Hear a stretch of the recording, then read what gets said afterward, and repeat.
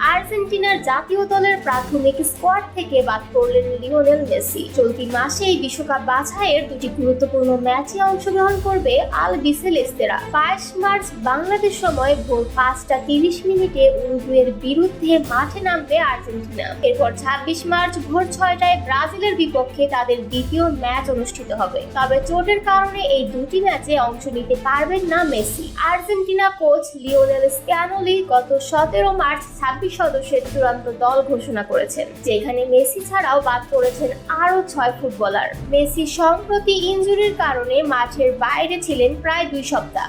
Inter মায়ামির হয়ে 3টি match শেষ করার পর গত শুক্রবার ক্যাভালিয়ারের বিপক্ষে কনকাকাফ চ্যাম্পিয়ন্স কাপের শেষ 16 ম্যাচে বদলি হিসেবে মাঠে নামেন তিনি এবং দুর্দান্ত এক গোলও করেন।